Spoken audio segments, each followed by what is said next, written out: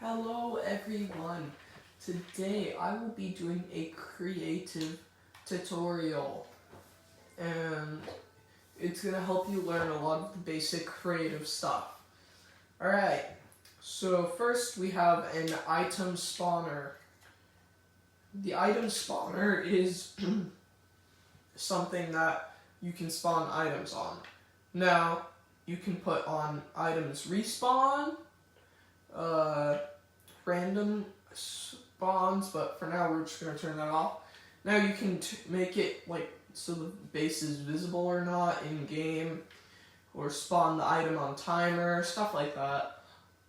And it's pretty simple. You want to put items in the item spawner, you just drop them in and then it will get sucked in like that. Like, let's say we have the hollow twister AR. You drop that into, it'll hold that too. And then it will just loop, see, like that. And then you can just pick it up in game as it rotates.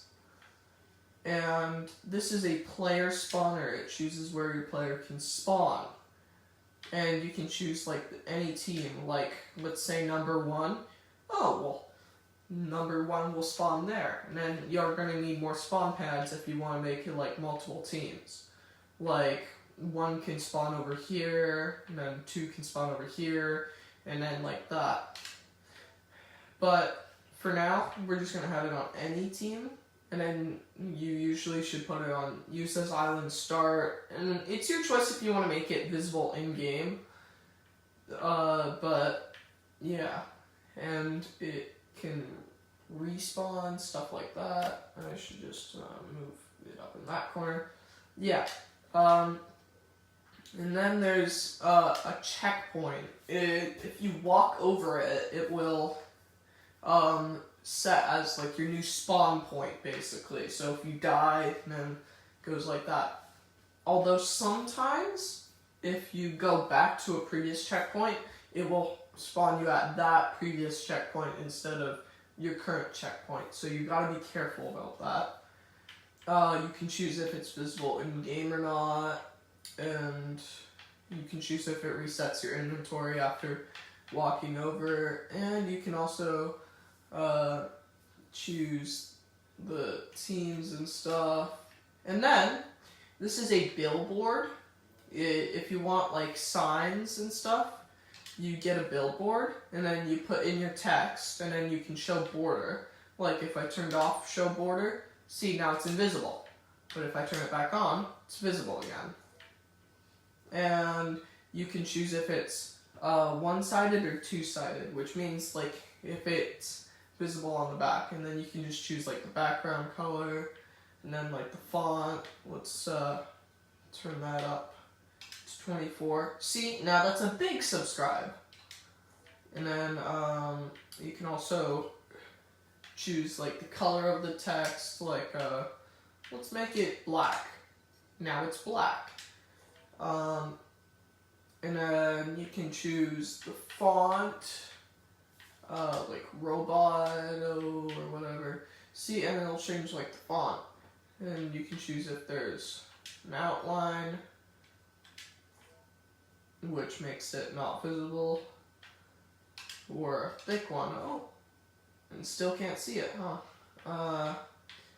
So we'll do none, and then you can choose like if there's a shadow, stuff like that, all good stuff.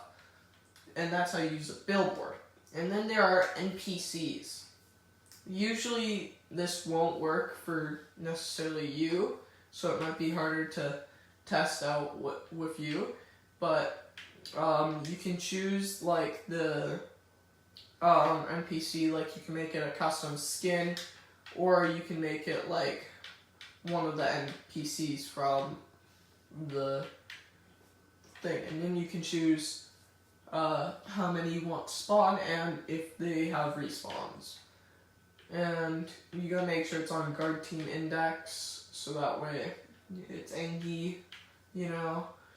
And you can choose if it spawns in walls or spawn radius, and you can choose if it's enabled at game start, and you can choose if they're invulnerable or their health.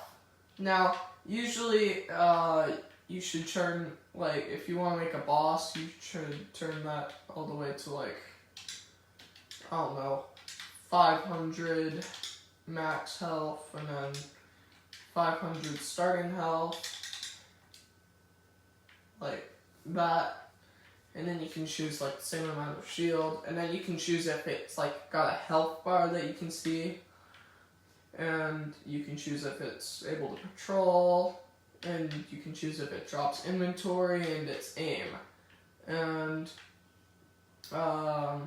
then you can also choose if it can be hired and use alertness. Now we get into some more technical stuff. Storms. You want to make a storm? Well, you're going to need an advanced storm controller, and it'll use custom storm phases. And then you also got to have a, like for the phase 1 radius, you can just make a, like whatever radius you want. And then you can choose like a delay time before the storm starts going. And then you can choose if it stays in one place after finishing the storm, or if there's a bounds radius, or storm sickness. And then you have a storm beacon. You can have multiple of these and then change it up. The phase will start off on like 2, probably.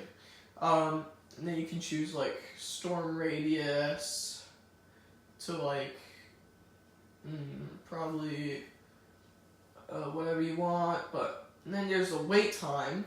That's very important because that chooses how long it waits. And then the storm resize time, that chooses like how long it can it takes to resize. Now be careful, because if you make it a very small time and a very wide circle, then it's gonna go really fast and it can outrun you sprinting. And then you can choose the damage level, like 1%, 2%, and it goes all the way to instant elim. And then now you're gonna want it to move to beacon if you want to make like choose where it does. But if you want it to move randomly, then you can do that. And then there's the move distance minimum, which your choice. Same for that.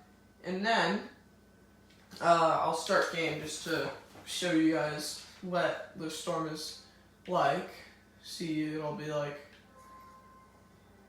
And then you got this cube that you can't go in. That is a barrier. See? Now you got like the wait time. And you got the NPCs spawning in. I'll just... Oh, alright. Well, you can't see it anyways. But now the storm is moving in. As you can see, the storm is closing in. And it's doing 10 damage. Most likely. And you're going to want to... See, like, that's a fast storm. You're going to have to run. Like that. That is a storm that you can use. And that's like... But you're going to want to add more storm beacons, so that way, you know, it doesn't just immediately close in. And that big red box you saw there was a barrier. A barrier is where, like, you can't go past, and, like, you can just choose the type of barrier. Like, you can make it a brick, then you can make it, whatever you want. And then the depth, that's going to be important, because the depth chooses, like, how big it's going to be. And then you can choose, like, the height, like, you want it to be like that. See, now look, we have a big barrier.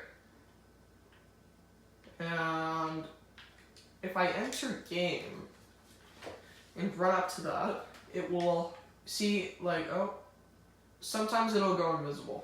But as you can see, there's a barrier right here. And, oh,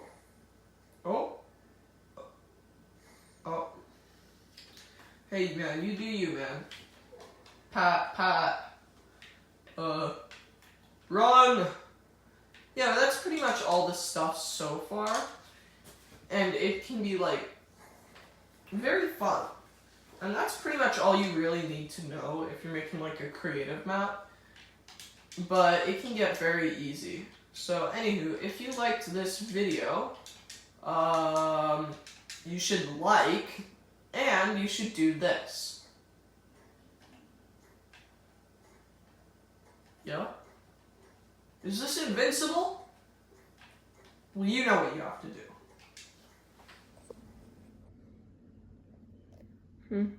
Just waiting for it to load up. So like it's a 1v1, right? I have all 3 medallions. No mythics though. And there was a sniper. He was trying to snipe me. So I'm trying to get back into Storm. I build a level 300 house. And he's not there. I don't know where he goes. And I just build. And then I see him over at the lake trying to get me. So I decided I'm gonna use my Nitro Fists to Nitro Fist out since he's on the tree.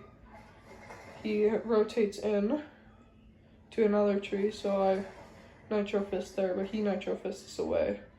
And he's trying to Magneto power me. And he goes under the water. And he's just gone, so I'm wondering where he is, but then I see him again. So I decide that since this kid has no good aim, and that my game controller hates me because my game controller turned off, I hit that crazy clip.